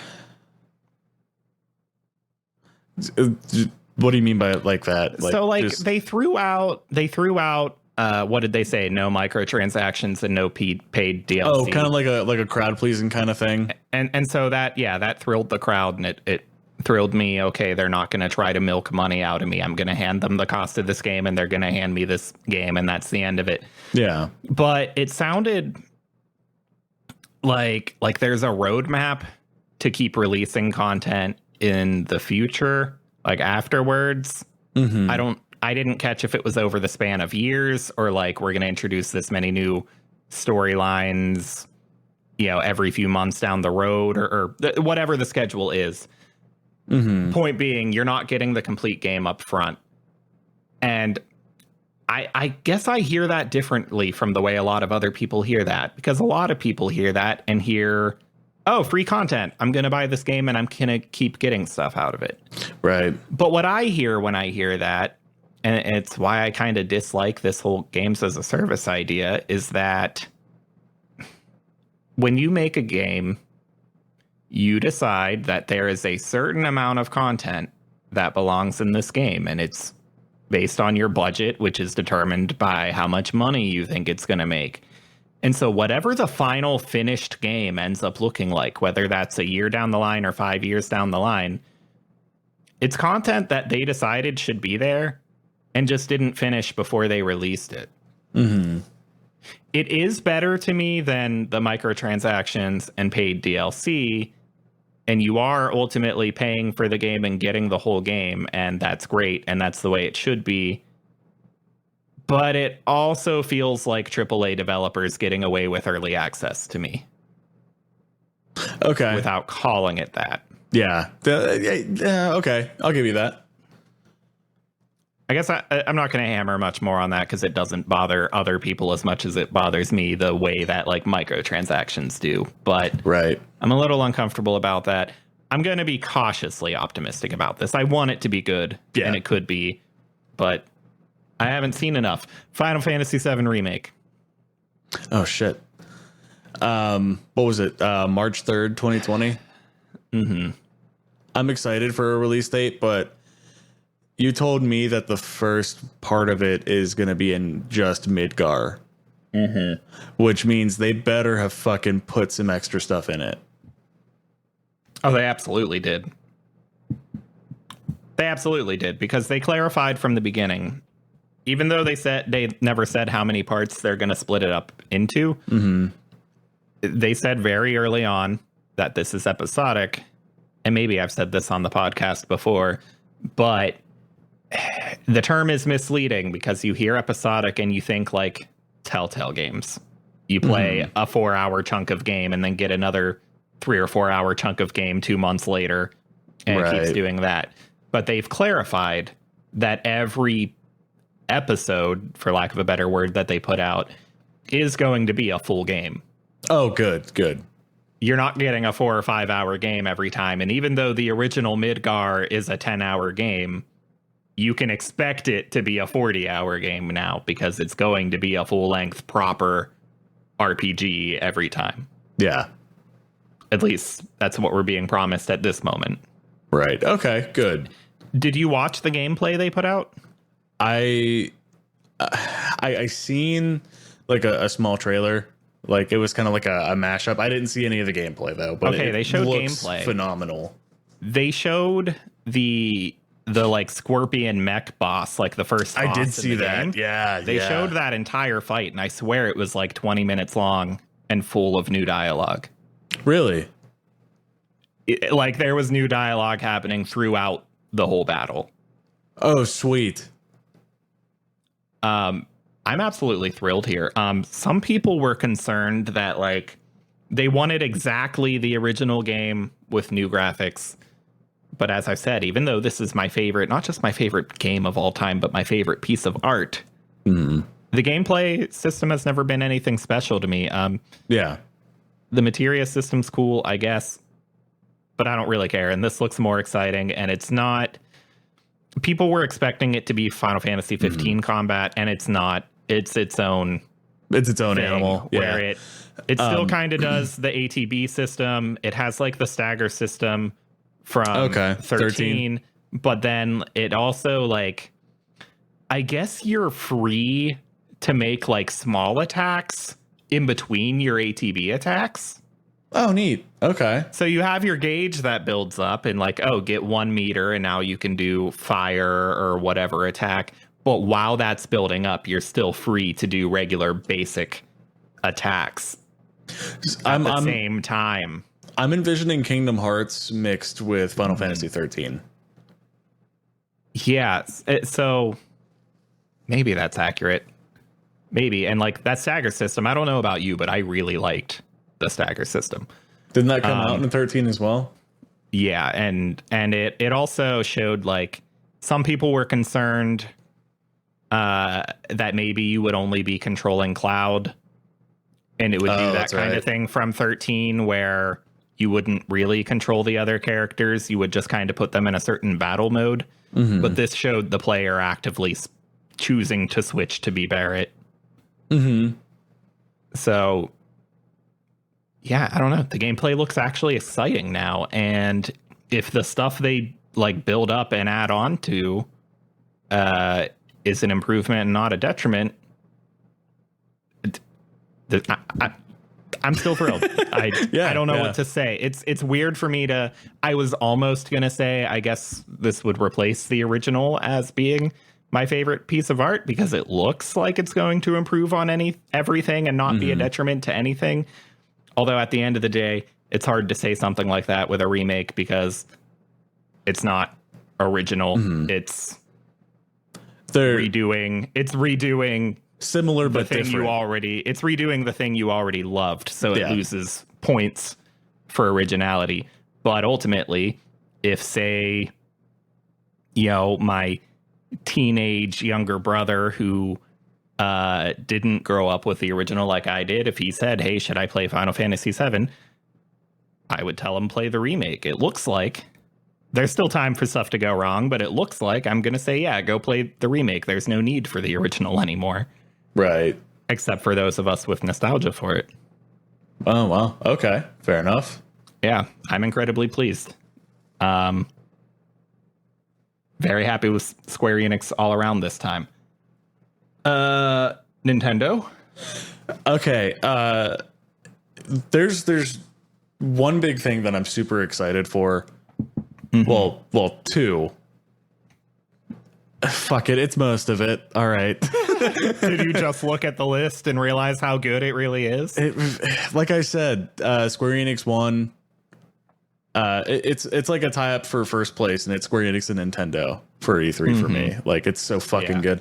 I'm super excited for all the new DLC in Smash Bros. Like, not only because, like, I love Dragon Quest, and they announced the heroes from Dragon Quest being in the game, and Dragon Quest 8 being one of my favorite Dragon Quest games, and he's in the fucking game. I'm just like, oh, But Akira Toriyama's art is finally in a fucking Smash game. Finally. Like, I'm not like the guy that's going to be like, oh, I need to put Goku in Smash Brothers because Goku. No. I like Akira Toriyama's art style. Like, period. It's one of my favorite things. Sure. And to see it in one of my favorite games, aside from, like, Dragon Ball, Yeah. that's exciting. Like, that is super exciting. And then they were like, Banjo-Kazooie. Like, hey, we'll just throw him in there. Yeah. Which everyone's been really demanding. But so the fascinating thing here is, though, since we rambled about Microsoft being such a good company lately, is you realize they own that character. Right. So Nintendo went to Microsoft and said, hey, let us use your character. And they said, all right, sure. Right. So it's super cool. Bonus credit for that. So that, I mean, I don't care about the character myself, but I care that that cooperation just happened. It is super cool. Yeah. I don't know, man. Like, there's a lot of exciting things coming out, like the new Dragon Quest, Link's Awakening remake. I'm excited for. This one's weird to me. Dragon Quest 11S. You play these. I don't. I eventually might, but I have a million unplayed JRPGs on my plate already. But the strange thing here is they do this Switch port, and then they include new exclusive functionality to it in regards to the you can on a whim switch to the old school pixelated graphics.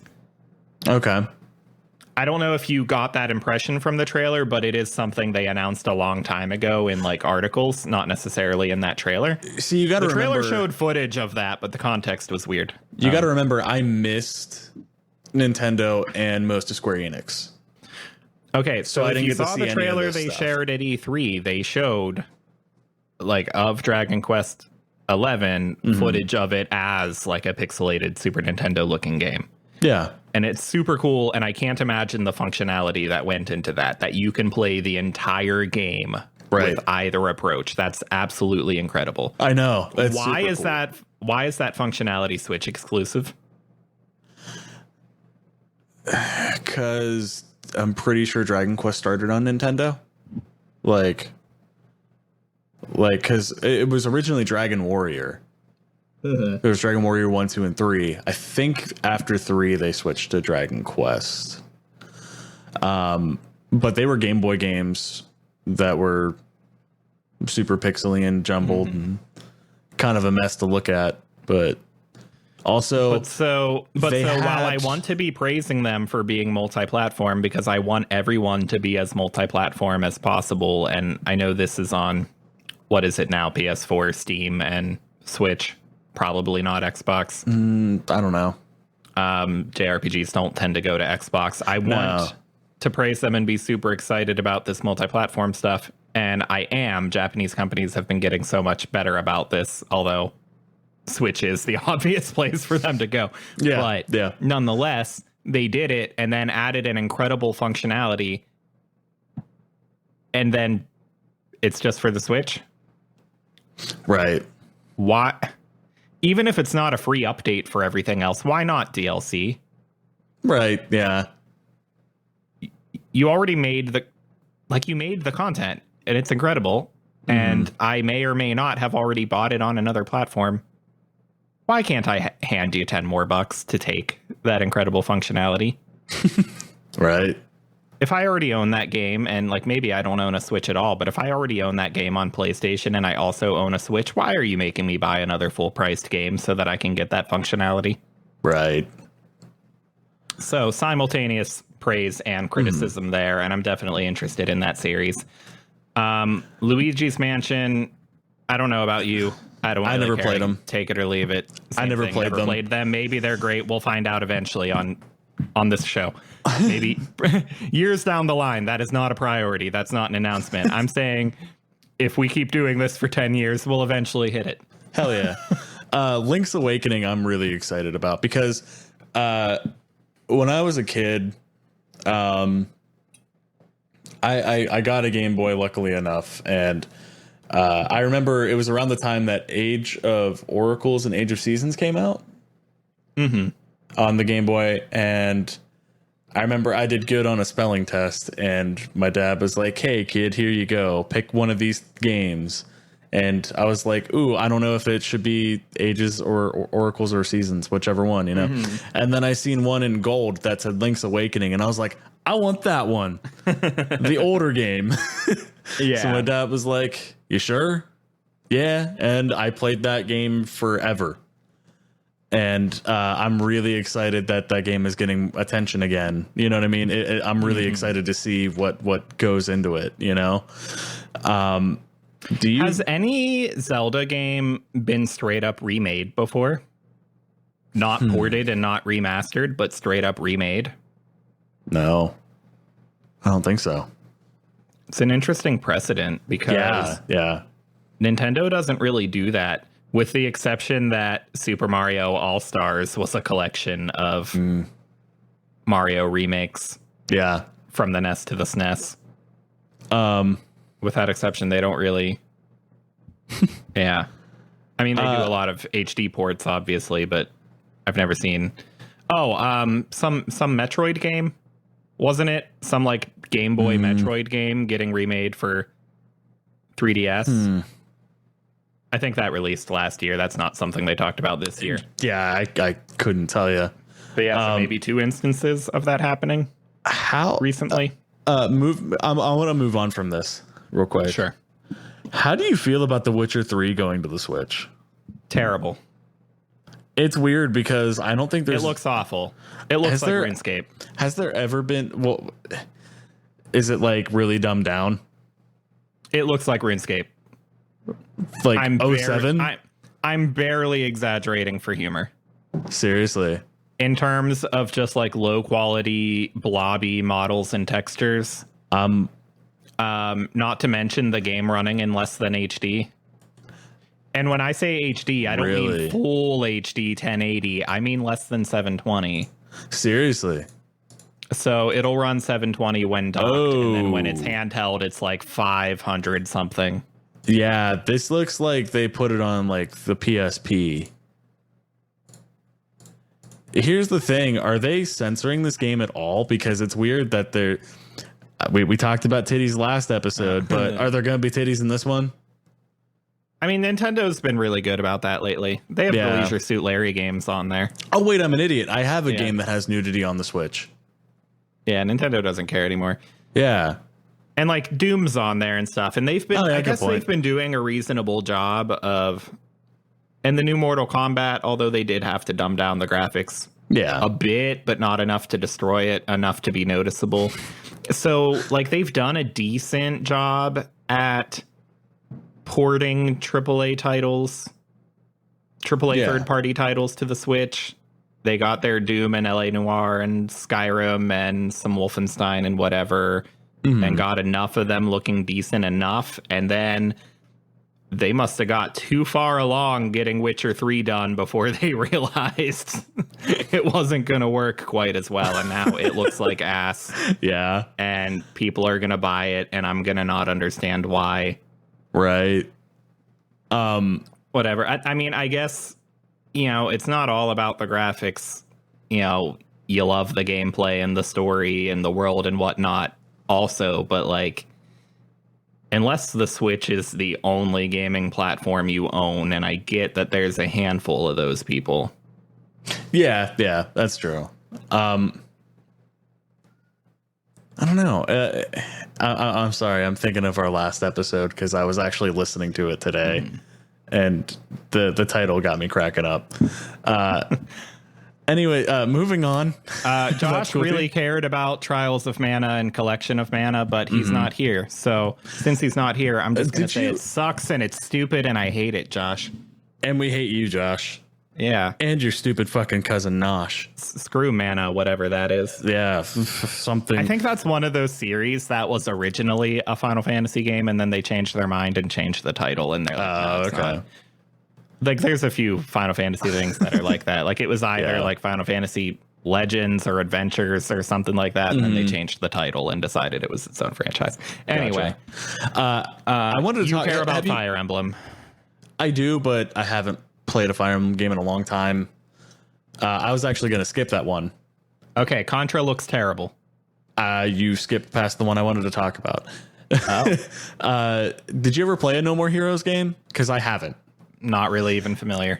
I honestly, like, I've seen enough about the games where I've been intrigued. I know nothing about them. All I know is it's kind of like an anti-hero kind of thing. And the last game was on the PlayStation 2 era. Oh. And they're bringing it back. I think it was the PlayStation 2 era. But they're bringing it back. This is a pretty old resurrection. I didn't realize that. Yeah, it's I want to say it's almost a decade old. Since the last, it's been almost a decade since the last game.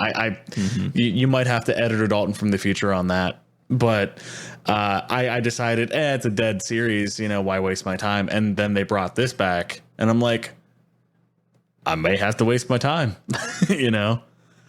Fair enough. Yeah, it looks pretty cool.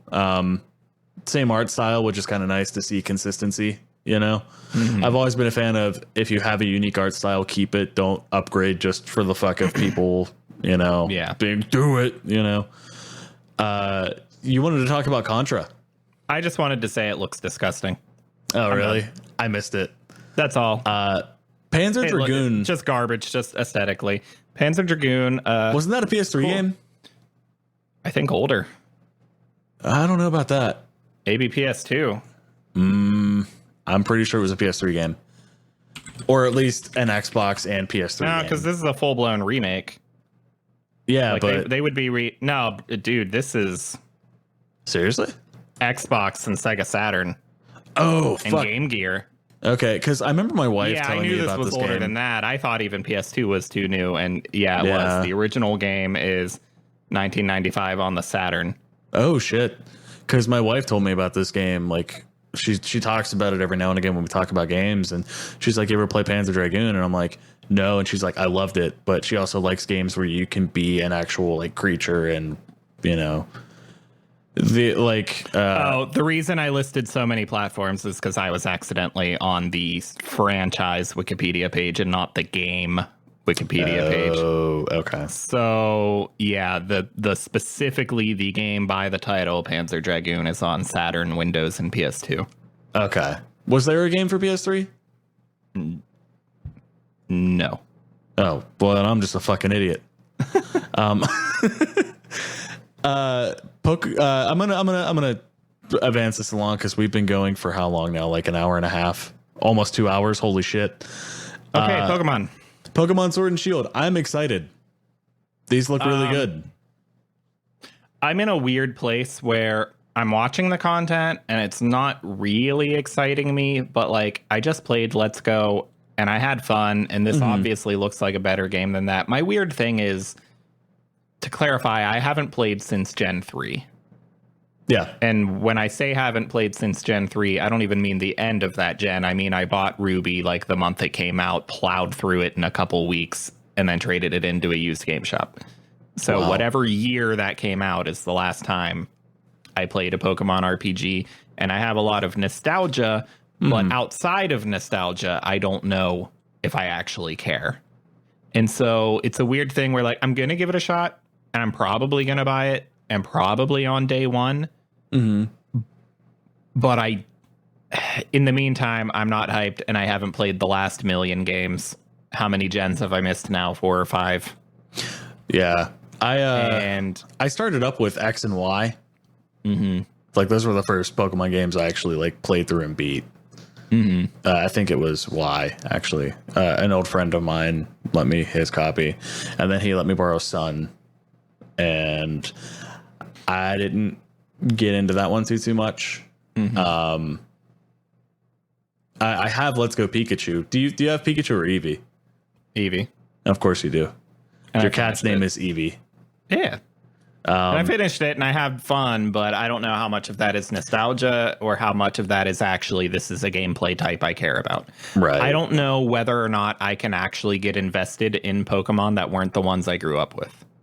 So, like, when these new designs come out and people get hyped and they give a shit, I just spend a few seconds going, yeah, they look cool, or yeah, they look dumb. And then that's the end of it. Hype over. There's a significant difference in art style between the ones we grew up with and the ones that are out now. Whereas, like, the ones we grew up with have more jagged edges. These ones have more round and 3D'd designs. Sure. I mean, well, and now they're being modeled with 3D in mind. Well, yeah, but like in the first place. No, I mean, like, even artistically, if you look at the ones from our generation now, like in 3D models versus the ones now, like with the current generation, there's a big difference between like artwork. Like it's weird seeing like if you take Pidgeotto and something new, it's like completely different time. Sure. It's really weird. Apparently this game doesn't feature the whole dex. Really? I don't know if that's normal for this franchise since I haven't played since Gen 3. I don't know if like some games have the whole dex and some have a handful. Apparently this game doesn't have the full dex and people are frustrated, but I get it because imagine like trying to model 800 different Pokemon. As a developer behind almost Pokemon, 1,000, yeah. And your work gets harder every time you release a gen. Yeah.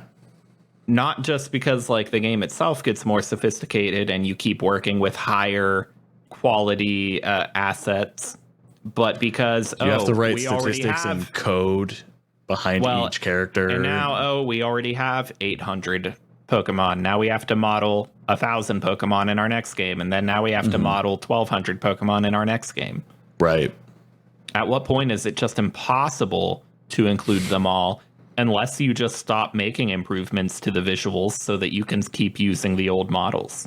Right. Yeah, no, you're completely right. So it's unfortunate, but I kind of don't blame them at all.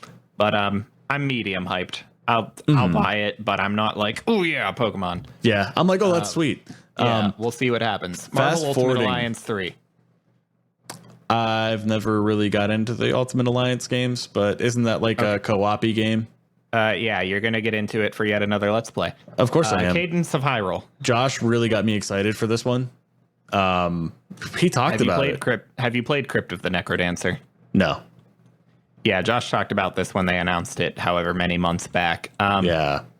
I bought it once on Steam, and I wasn't vibing with it. And it was unfortunate because it's a really good idea, and I still really like it, and I'm still kind of excited for this game.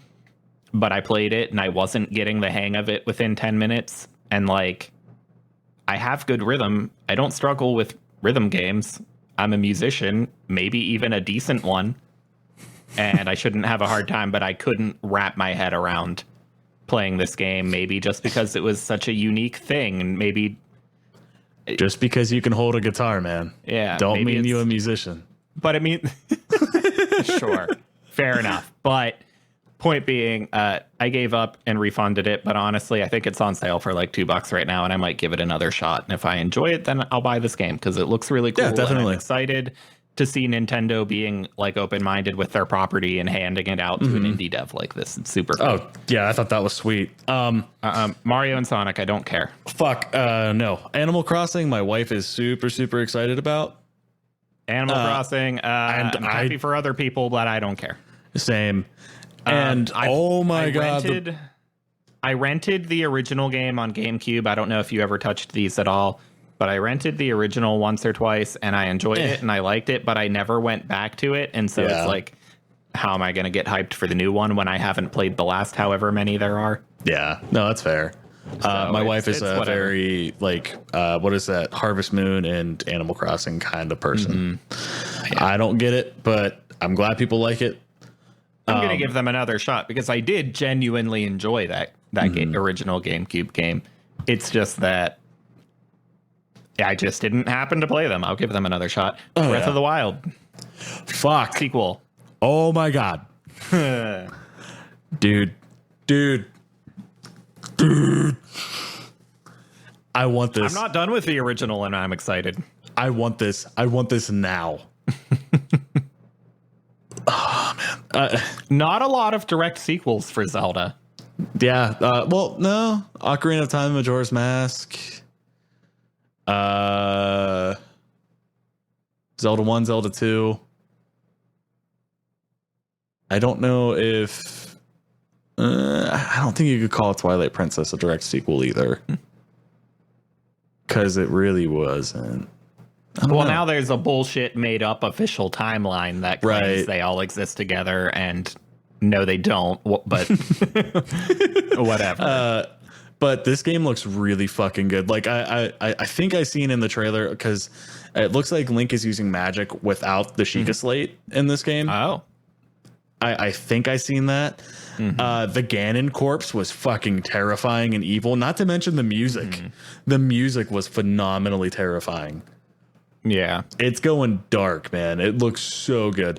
That scene where they showed like Hyrule Castle like slowly lifting up out of the ground was dope.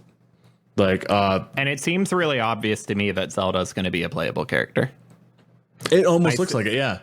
I say that because her hair being short is for a reason, and unless there's something about the story, unless there's, so yeah, aesthetically it works for that kind of thing, but I guess my observation is cutting a character's hair short like that means to me we want to be able to animate the controls without hair clipping. Yeah. And we want to be able to it aids with animating your movements to controller, but it also aids with letting you change out your gear. Yeah. You don't have to worry about it clipping through different costumes you put on her or worrying about how you deal with headpieces. Which will be super interesting to see what they do. Because, like, if Link's going to be, like, the main character and, like, she's a side character kind of thing, I'm wondering what they're going to have Zelda do differently than what Link can do in the game. Yeah. Or hell, it'd be cool if they made her a lead character. Has that ever happened? If you want to include the Wand of Gamelon or the Philips CDI game, whichever one it was where they had like real shitty. So I'm aware of the existence of Sheik, so I know that she's sometimes a badass in her own right. But what are you talking about? But so my background at this point, you obviously know, maybe not all the audience does, but I had never played a Zelda game through most of my life. I've now played through Zelda 1 and 2 for this show. I am almost done with Link to the Past for this show. You can expect to hear us talk about that in the next month or so. And I'm like a third of the way through Breath of the Wild, but it's a really long game, and I just have so many long games I'm in the middle of. Yeah. But with that being my experience, nearly the first 3 games, and then like a third of this new one, I don't know if Zelda's ever been a badass, but I hope they make her one and make her a playable character at some point and make her like the lead adventure, because I'm gonna get a obnoxious SJWE here, but even though I'm already in love with the franchise at this moment, and I'm totally invested and totally pulled in, and I totally get it, like the legacy of this game. I'm still going to point out, man, it's the rescue the princess trope. Every single game. Fair. Yeah. So, like, can we just once or twice make her the badass? It doesn't have to be about rescuing Link, but I don't hopefully think in this game she's not here to be rescued. Well, here's the thing. It's not necessarily a rescue the princess type deal with at least Breath of the Wild, because she's still fighting Ganon the entire time you're playing the game. You're there to aid. You're not there to save. Okay. That's fair. Maybe I'm not recalling that from the setup, because like in Ocarina of Time, for example, spoiler alert ahead, guys. Sheik is Zelda, of course. But the thing is that she disguises herself as Sheik, so that way she doesn't look like a girl for Ganon to find her and capture her. And she's still fighting the battle. And it's not until even though you don't see it, it's happening. And it isn't until like the end where she gets captured by Ganon's magic, and then you have to go fight Ganon to free her, and then she helps you escape. Like, she fights with you in the end. Wouldn't it be kind of cool if when we eventually plus that in every final boss, like, she fights with you. Like, it's pretty cool. Maybe that didn't happen in the first two games that I played, but if that's an overarching thing, cool. Don't tell me if that happens in Link to the Past. I'm almost done. I don't know. I've never played Link to the Past. Oh, like, okay. I'm playing it now, but like I don't know what happens in that one. Cool. But so wouldn't it be cool if when we finally do get a game where she's the player character? I know this is going to violate a normal pet peeve of mine when it comes to game titles, but wouldn't it be cool if it was called The Legend of Zelda? Full title. And that was it. Yeah.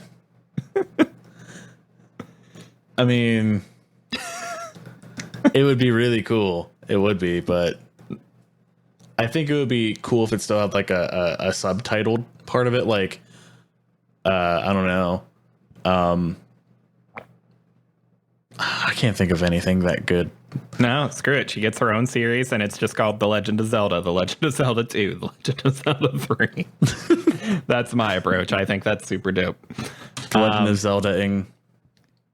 I don't know, fucking different perspective. It would be sweet if we had a different perspective, like if they went back and redid like Ocarina of Time, but like had two campaigns of it where you could play as Zelda or Sheik's story of it. That would be sweet. Yeah. Okay, getting very off track here, but I want to note one concern about a Breath of the Wild sequel. The visuals of the first game, I love so much about it, but aesthetically, it's very repetitive. The whole world looks the same as far as there's areas that are exceptions, but 95% of that world looks open the same. field. And the not the dungeons, but shrines. Do they call them shrines? I forget. I haven't opened it in a couple months. Like the inside of those all has the same aesthetic. Yeah. Hopefully they find a way to get around that. Like, we're getting a sequel in the same, like a sequel to that game. I hope they don't have the same issue where it looks the same the whole way through. Yeah. After we've already done 100+ hours. It would be really cool if they could do a continuation too, like whatever stats you may have had, except for like your hearts or like some of your clothing. Like, they might have to do like a level cap on it, but like if you could get your items that you had in Breath of the Wild there, like, because it would be super fucking sweet to have the motorcycle, because it took me forever to unlock it in Breath of the Wild. And it would be sweet if you could use it in the sequel. You know what I mean? Nah, they'll probably start with the Link has amnesia thing like they always do. I mean, it looked pretty like he knew what he was doing. Did you notice the subtle costume change where you have like the bracing, like leather stuff for the sword and stuff? Like, I thought that was really cool. Instead of like this little like thin strappy shit, like he actually looked like he was like exploring and for battle. I don't know, man. I'm really fucking pumped for the Breath of the Wild sequel. Yeah. Yeah. I'm hyped. Eventually we'll be spotlighting Breath of the Wild whenever I happen to finish it. But no, everyone says I'm supposed to be playing Sekiro, so Well, fuck, dude. it's going to be a while. I mean, it's not that hard. And Breath of the Wild, I mean, it's not like the game is hard, but you know, you kind of fucking suck at video games, so you're really holding us down. Yeah. I spend more time I've brought so many more games to the table than you have. You've just brought Sekiro every week for a month. Well, hey, I've got some games I play short games, so we have stuff to talk about on this show. I've got some games to talk about next 2 hours. Week because of Game Pass.